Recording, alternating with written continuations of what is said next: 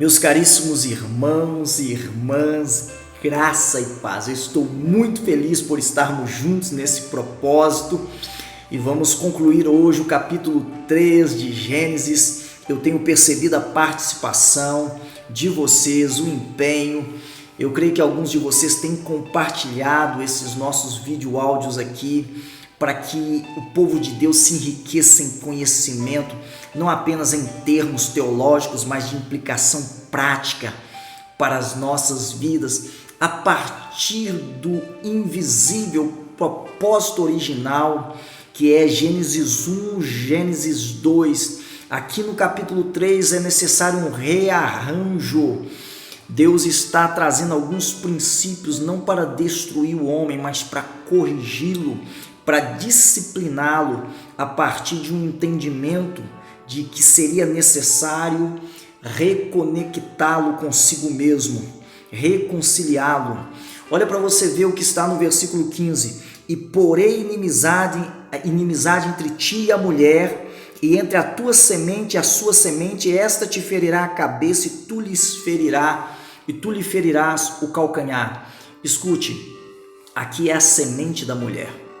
É o que nós falamos que é o proto-evangelho, para vocês que têm nos acompanhado. Escute isso, a semente da mulher só é possível por meio de Cristo. A mulher não tem semente em si. Todo nascimento, quer seja de homem ou mulher, é por meio da semente do homem. Só Jesus Cristo foi a semente da mulher, que haveria de esmagar a cabeça da serpente, embora ofendido na cruz em seu calcanhar. Escute isso, são princípios poderosos e isso já ensina a você que é mulher a compreender o ódio que Satanás tem contra a figura feminina. Às vezes ele usa o homem, mas eu quero que você pense além disso. A mulher é figura da igreja. Sabe, a igreja é conhecida como a noiva de Cristo.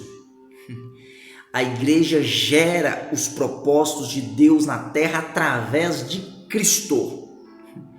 Assim como o Espírito Santo teve que vir sobre esta mulher para o nascimento de Cristo, nós precisamos do Espírito Santo sobre nós que somos, do Espírito Santo sobre nós que somos a sua igreja, a fim de gerar os seus propósitos.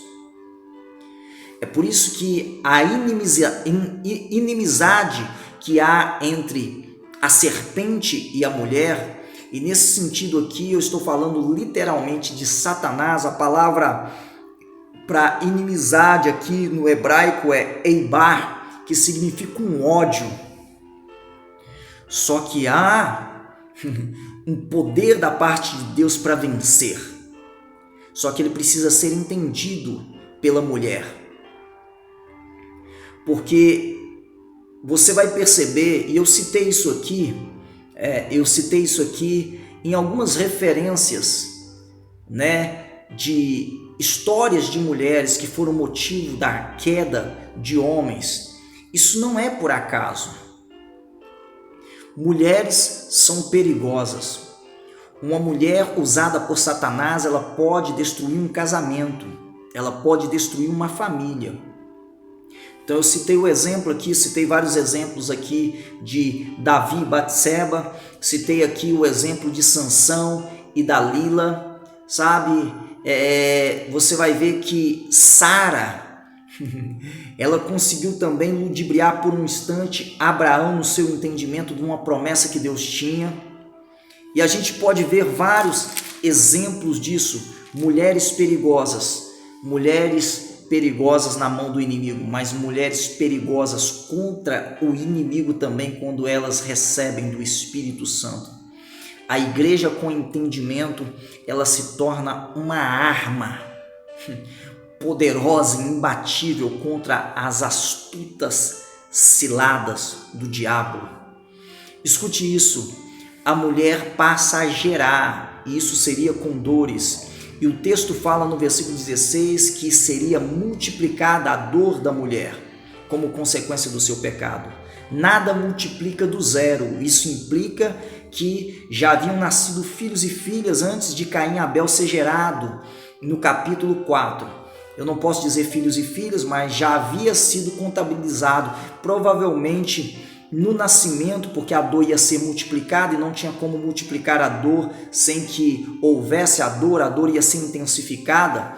Então, alguém já tinha nascido, provavelmente mulheres. Eu falei filhos e filhas, mas provavelmente mulheres. A Bíblia só cita Caim e Abel. Por quê? Porque no Antigo Testamento mulheres não eram contabilizadas. A Bíblia, na genealogia, normalmente ela não usa a figura feminina em relatos, porque o homem é sempre o responsável. O homem é sempre o responsável. Por isso que Adão ele vai receber uma sentença mais pesada do que a sentença de Eva. Agora é interessante que o versículo 16 fala que o teu desejo, ou o desejo de Eva, seria para o seu marido, e esse desejo ia governá-la. Por quê? Por causa daquilo que nós já falamos anteriormente. A mulher quer governar o homem, dominar o homem, assim como o pecado quer governar Caim.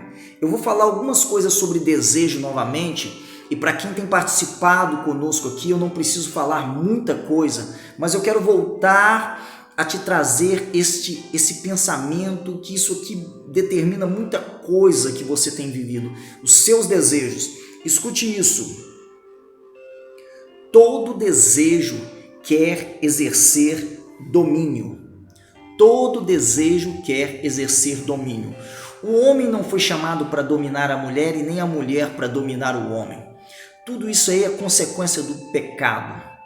Cardos e abrolhos na terra, e a dor, a fadiga, o suor no rosto para produzir, que veio como consequência do pecado do homem, tudo isso não é o propósito original.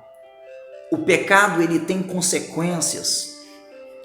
A bênção do Senhor, ela enriquece. Quando Abraão entende o princípio, e a terra estava amaldiçoada, mas Deus ensina a Abraão que por causa dessa realidade, já não é mais a terra que te abençoa, mas você que abençoa a terra. E isso é o propósito original. Mas em Adão as consequências, elas vêm de maneira imediata. E até hoje nós sofremos essas consequências na produção por quebra do mandato cultural de Deus, que era guardar e cultivar o jardim. É por isso que existe erva daninha. Até aquele momento não tinha espinho, não tinha cardos e abrolhos, não tinha nada que dificultasse o cultivo e a produção. Tudo era imperfeição. Agora hoje há plantas venenosas e até carnívoras. O pecado trouxe consequências. E Adão recebe essa sentença por ter ouvido a voz da sua mulher. Ele comeu da árvore, do fruto, que lhe estava proibido. Então veja bem, vamos caminhar nesse entendimento. Versículo 19. Do suor do teu rosto comerás pão, até que te tornes a terra, porque dela fostes tomado, porque és pó, e em pó te tornarás. Eu não sei se você se lembra que a sentença sobre a serpente é esta. Versículo 14. Maldita será mais do que todas as bestas e mais do que todos os animais do campo. Sobre o teu ventre andarás e comerás todos os dias. Pó. Agora veja, o homem é pó na sua formação. Ele veio da terra e ele vai se tornar o pó. Assim como a serpente, o animal, se alimenta de pó, de terra, O diabo, ele se alimenta da carnalidade humana, onde ele encontra essas brechas do entendimento. O homem é pó. A serpente come do pó da terra. Mas Satanás se alimenta da carnalidade do homem. E toda essa carnalidade está relacionada ao desejo. Lembre, desejar aquilo que Deus não nos deu. E o seu desejo determina o centro da sua vida. O seu desejo determina o centro da sua vida. O que você mais deseja? É isso que vai te governar. Deixe-me ler adiantadamente aqui o capítulo 4. Vou fazer questão de ler o capítulo 4. Que olha, o desejo da mulher será para o marido e o desejo a governará. Agora olha o capítulo 4, versículo 7. Se procederes bem, não é certo que serás aceito? Se todavia procederes mal, eis que o pecado jaz à porta e o seu desejo será contra ti, mas a ti cumpre dominá-lo. Ou você domina o seu desejo, ou o seu desejo vai te dominar. E é isso que Deus vai falar para Caim. A responsabilidade é sua. O pecado sempre se manifesta no nível do desejo.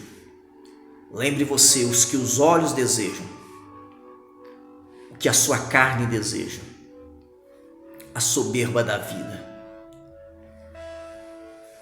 E o inimigo continua usando isto contra o homem. Só que o homem se torna também um inimigo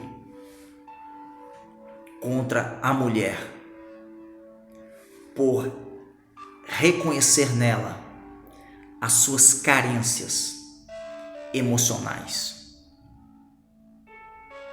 Se você que é mulher, e eu creio que a maioria das pessoas que têm acompanhado esses estudos são mulheres, escute isso. Se você tiver essa sua carência emocional suprida em Cristo, nenhum homem vai usar do seu desejo para te ludibriar, para te enganar, para te iludir, para te seduzir, assim como a serpente fez com Eva lá no jardim. Os princípios de Gênesis são poderosos. O ódio de Satanás é contra a igreja, porque a palavra igreja é uma figura, é uma palavra feminina. É por isso que Cristo é o noivo, a igreja é a noiva.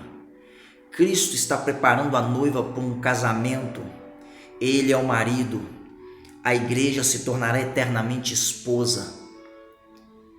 E Cristo, diferente do que os homens fazem com as mulheres, ele está adornando, ele está cuidando da igreja. É por isso que a recomendação para os homens a respeito das suas mulheres é exatamente fazer aquilo que Cristo faz com a igreja: provê-la, protegê-la e promovê-la. E não lançar culpa sobre ela. Porque uma mulher debaixo de culpa, ela sempre vai lançar culpa sobre outrem, sobre a serpente, por aí vai. Um engano destrutivo. Olha para você ver. No versículo 20, fala que Adão chamou o nome de sua mulher Eva, porquanto ela era a mãe de todos os viventes. Olha que interessante isso. Adão agora dá nome à mulher que já estava nele em origem. Lá em Gênesis 1, versículo 26. Agora ele dá nome à mulher formada. Ele não deu nome à mulher criada, ele deu nome à mulher formada. E a mulher formada é relatada nas Escrituras como a mãe de todos os seres viventes, de todos os homens. Isto fortalece o fato no nosso entendimento de que todos os seres humanos estavam dentro de quem? De Eva. Por isso que todos nós já nascemos o quê? Pecadores. As pessoas ficam muito chateadas, né? E às vezes a gente pensa sobre isso e questiona, mas o que eu tenho a ver com o pecado de Adão e Eva? Nós temos tudo a ver, porque nós estávamos dentro deles, nós saímos de Eva. Espiritualmente, essa é a nossa realidade. Nós já nascemos condenados, nós já nascemos em pecado. As Escrituras nos mostram isso. E somente Jesus Cristo, não a semente do homem, mas a semente da mulher, porque o que nela foi gerado foi pelo Espírito Santo, não a semente do homem, pode mudar essa história do homem de pecado, condenação, falência. É simplesmente por isso. E por isso foi necessário o sacrifício do Cordeiro. Existe algo muito forte nos relacionamentos. E quem não entende o propósito original fica nessa guerra até hoje. Homem e mulher sem viver o propósito. Olha o que diz o versículo 21. E fez o Senhor Deus a Adão e a sua mulher túnicas de peles e os vestiu. Aqui está o primeiro sacrifício. No capítulo 4, quando nós estivermos estudando, eu vou trazer um pouco mais sobre ofertas que é levadas a Deus. E eu já comentei sobre isso rasamente lá no capítulo 2, acredito eu, se você tiver prestado atenção. Deus, ele realiza a primeira oferta, porque no capítulo 3, Adão tentou resolver o problema seu e da sua mulher por si mesmo. Mas Deus vai fazer túnicas de peles para vesti-lo. Olha, no momento desse vídeo aqui, desse vídeo áudio, está chegando o Dia dos Pais, próximo domingo, tá? E os homens precisam entender tanto sobre masculinidade. Mas olha, as mulheres precisam entender muito também sobre feminilidade. Por quê? Porque o espermatozoide do homem não serve para nada sem a mulher. Exatamente como uma semente não serve para nada sem a terra. Homens soberbamente machistas ou omissos, covardes, eles não sabem viver o propósito original do relacionamento. A mulher nasceu para receber, o homem nasceu para dar. A mulher nasceu para receber, o homem nasceu para doar. A figura da mulher é a de ser servida e não a de servir.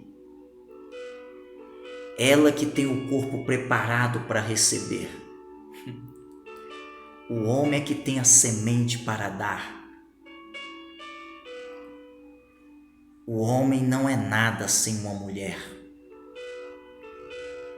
Mas a mulher também não é nada sem o homem. Porque a terra também não tem nenhum valor se não houver uma semente. Então ambos se completam dentro de um entendimento. A mulher deve receber em todos os sentidos, assim como nós, como Igreja de Cristo, recebemos. É Ele cuidando de nós, é Ele lavando, é Ele purificando, é Ele tirando as rugas, as marcas e preparando para se apresentar a Ele. Ele está o tempo todo, é Ele vestindo, é Ele revestindo, é Ele fazendo por nós.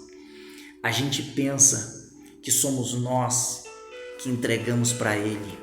Na verdade, nós não podemos devolver nada a Ele sem que antes Ele nos tenha dado. Assim como a mulher não tem nada para devolver a um homem se antes deste homem ela não tiver recebido. Se nós entendermos esses princípios, isso é quebrado aqui no capítulo 3 por ignorância. E se Cristo não fizer essa obra completa na vida de homens e mulheres, vai se perpetuar essa loucura e essa impossibilidade de relacionamentos saudáveis. Eu gostaria tanto que essa mensagem chegasse a muitos homens. Tem muitas mulheres, e eu não falo apenas mulheres lá do mundo. A gente julga a mulher e fala, essa mulher, bem que o senhor falou, pastor, que mulheres são perigosas. Mulheres são perigosas quando o homem não cumpre o seu papel. Alguém disse que nunca haveria uma Jezabel se não houvesse um Acabe. Acabe, ele se deixou ser seduzido por uma mulher diabólica. Mas uma mulher sábia edifica a sua casa e ela pode trazer algo para um homem que também cumpre o seu papel na vida dessa mulher. Escute isso, são princípios inegociáveis. Quantas mulheres de pastores, de líderes evangélicos, de crentes, que são mulheres tristes, amarguradas, ressentidas, porque esses homens, embora sejam líderes, eles não sabem o que é servir uma mulher, o que é amar uma mulher, o que é fazer por uma mulher, assim como Cristo fez por nós lá na cruz. Ele se entregou por ela. Adão se deslocou totalmente. Esse é o primeiro Adão, mas o último Adão, Jesus Cristo, o Espírito vivificante, ele vem nos ensinar novamente a fazer tudo diferente. Só que a religião, por falta muitas vezes de ensino sólido e consistente da palavra de Deus, não traz isso aos homens, e as mulheres também não compreendem o propósito original. Por isso o relacionamento ele já começa em destruição e não em sabedoria. Eu tenho falado, e talvez não fosse esse o meu objetivo principal nesta live, porque eu já falei sobre masculinidade. Eu tenho vídeos aqui sobre masculinidade aqui no YouTube. Eu tenho vídeos aqui. Tenho vídeos sobre mentalidade, sobre sabedoria. Eu tenho falado de vários assuntos aqui. Olha, mas eu tenho reconhecido e tenho falado isso por causa dos princípios bíblicos, que muitos homens, eles não sabem o seu papel. E é por isso que eles querem culpar as mulheres, assim como Adão culpou Eva. O feminismo, ele só existe por causa da omissão dos homens. O machismo, ou como eu disse, a covardia de não ser o homem que Deus o criou para ser. Bem que eu gostaria que houvesse mais homens orando pela salvação de suas mulheres, mas o pecado, ele deixou uma consequência no meio religioso, que hoje, em vez dos homens estarem levando suas mulheres para a igreja, são mulheres que estão lutando em oração para levarem os homens a recuperarem o seu sacerdócio, ser marido e ser pai. Eles são omissos assim como Adão. Eles precisam conhecer o Cristo. Vamos concluir aqui porque o tempo está passando e eu quero concluir o capítulo 3. Versículo 22, então disse o Senhor Deus: eis que o homem é como um de nós, sabendo o bem e o mal. Ora, pois, para que não estenda a sua mão e tome também da árvore da vida e coma e viva eternamente. O Senhor lança o homem fora do jardim do Éden para lavrar a terra da qual ele fora tomado. Algumas pessoas pensam que Deus expulsar o homem do jardim foi juízo de Deus, mas na verdade foi proteção de Deus na vida do homem. Porque se após o pecado ele continuasse no jardim e comesse da árvore da vida, não haveria remissão para o homem, porque o seu pecado se tornaria um pecado eterno. Essa é a realidade. Eu costumo dizer que essa é a primeira lei da demissão nas Escrituras. Muitos homens foram tirados do seu posto porque eles não estavam prontos para exercer a sua liderança e a sua autoridade.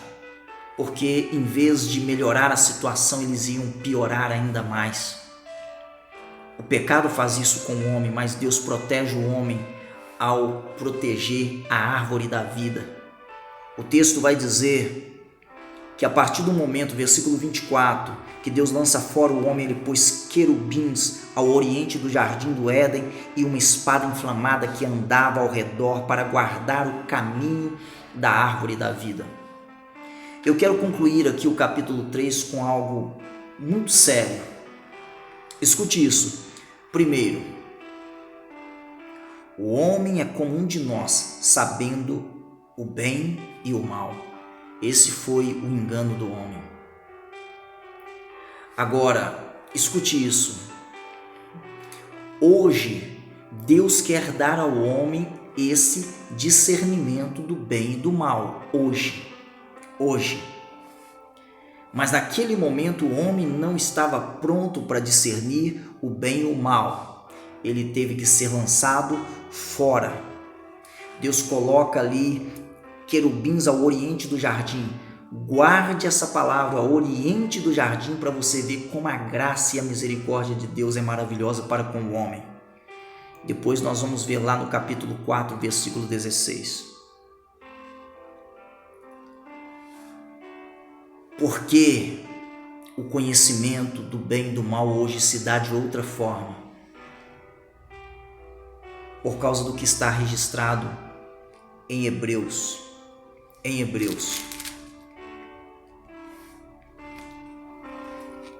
A Bíblia fala que o homem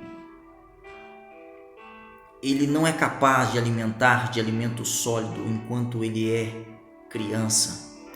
O alimento sólido é para os perfeitos, os quais, em razão da prática, do costume, se tornaram capazes de discernir o bem e o mal.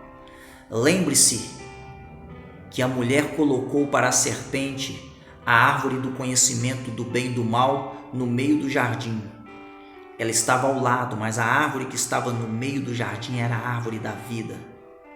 E ela se enganou porque a árvore do conhecimento do bem e do mal se tornou o foco do seu desejo. E eu tenho falado e vou repetir, tudo que se torna o centro do seu desejo, o centro da sua vida, você vai colocar aquilo como a sua prioridade e você pode perder aquilo de melhor que Deus tem para te dar. Por isso que hoje nós oramos, seja feita a tua vontade. Nós queremos que se cumpra em nós o teu querer. Querubim protetor. Querubins protetores. Se você quiser ouvir um pouco mais e conhecer mais sobre essa história deles, leia lá Ezequiel capítulo 1, leia lá 1 Crônicas 28, versículo 18. Eu não vou entrar nesse critério, mas eles vão proteger. Espada inflamada. Eles ainda protegem hoje, para que alguns não tenham acesso, porque não estão preparados para acessar. Só pela razão do costume, da prática, as faculdades, o seu entendimento é exercitado. É a palavra da justiça, é a obra de Cristo na cruz que te capacita a discernir o bem e o mal. Por isso que nós temos que conhecer e prosseguir em conhecer a Cristo, e não apenas desejarmos conhecer a Cristo, mas nos tornarmos mais parecidos com Jesus. Esse é o princípio. E nós vamos concluir aqui dentro desse tempo. E muitas coisas vai mudar na sua vida, vai mudar na sua história a partir do entendimento dessas coisas. Sabe, a bênção do Senhor começará a enriquecer, sem trazer desgosto, sem acrescentar dores. Isso foi consequência do pecado do homem. Na força do seu braço, tem consequências. Mas eu quero concluir aqui. Sabe, eu tenho desejado muito orar com vocês, clamar a Deus iluminação da nossa mente, renovação da mente e metanoia para vivermos o propósito original. Apocalipse 2:7.